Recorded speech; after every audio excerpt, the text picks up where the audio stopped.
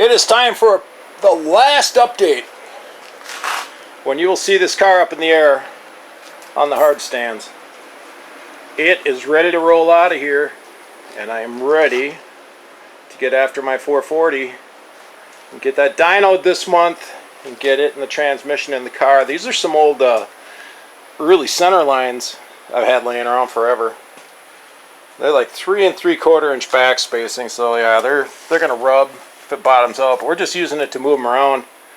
Got my seats in. These are Pro Seat Scats, and they're not bad. I used just some 2x2 steel tubing to make them fit for now, and I'll probably cap those ends and make them look a little better. But they're pretty darn comfortable, and I'm 6'2", and I fit just right. They're just right for me. I thought maybe they could go a little lower, but no, they're right where they need to be. So everything's seam sealed. Got everything seam sealed inside and in the trunk and underneath. I re-went around all of my windows in the back. In the corners, I made those fit the chrome. Now they're ready for Bondo and filler. They're not completed by any means, but they are very well epoxy primed. Seam sealed all my seams back here and in the trunk and up in front. These are really weird Mopar rims. If there's anyone out there who knows anything on these, I think they came off a 75 Fury that had a 318 and aluminum trunk lid.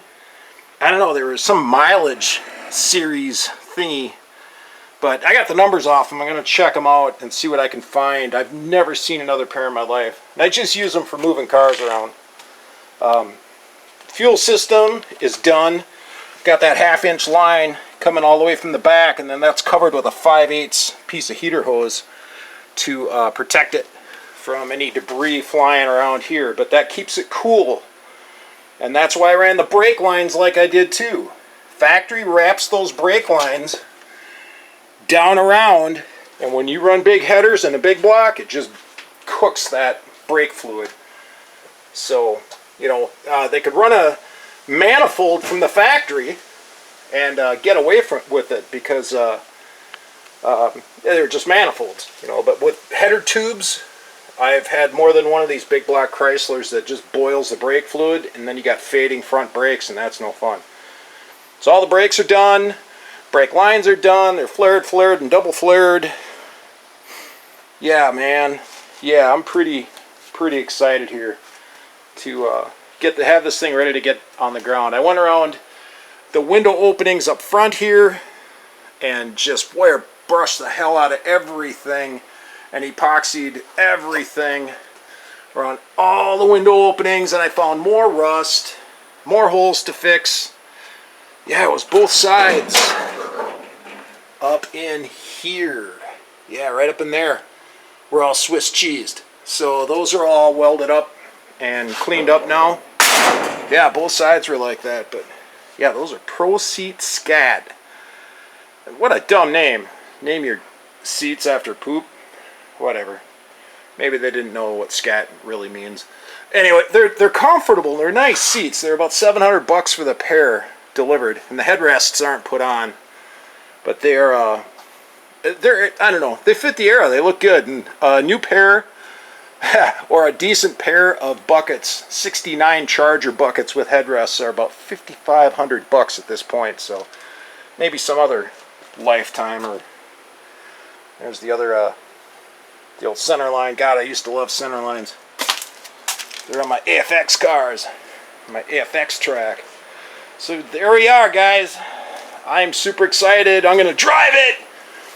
Plan is, I'm going to roll it out of here and roll it outside, down in the grass, up into the hillside a little bit, and let it roll backwards, set the park brake, and then we will take the Can-Am